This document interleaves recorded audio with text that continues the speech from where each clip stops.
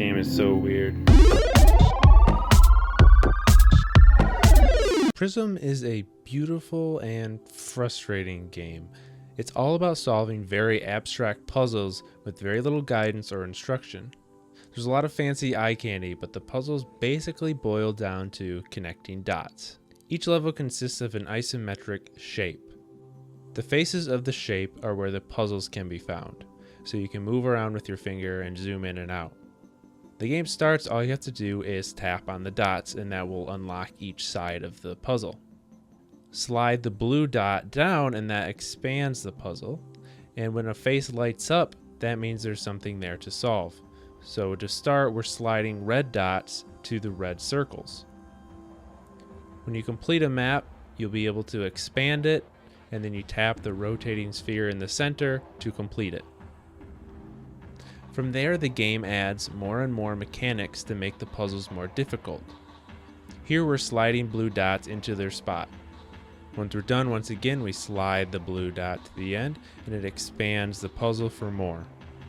Now the orange dots mean that you have to rotate them, so we rotate it to match the shape, and then once again slide it into place. Now with all the puzzles solved, we can expand it, and there's a sphere to complete the map.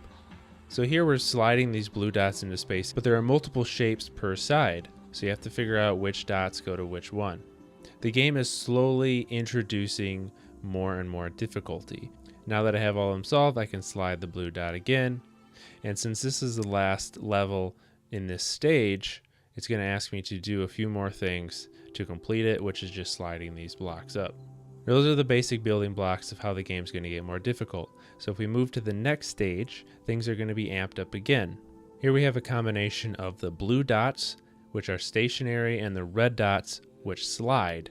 So you have to use a combination of sliding the blue dots around with the red slider, and there we go, we get it into place.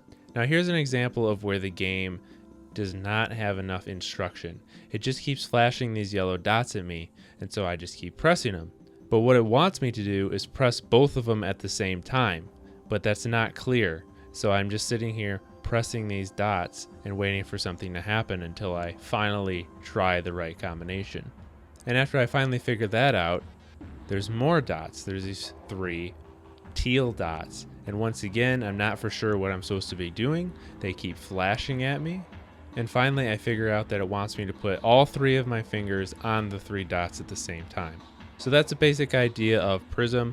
It's a simple game that suffers from a lack of instructions. When I first started playing, it was very unclear what I was supposed to do. You can't even get past the title screen unless you tap the dot and the M, which there's nothing there telling you to do that.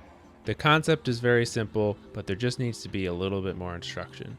The game costs $2.99. Once you figure out what you're doing, it is a fun game, and it's very well designed. If you like puzzles, check this one out. Thanks for watching, guys.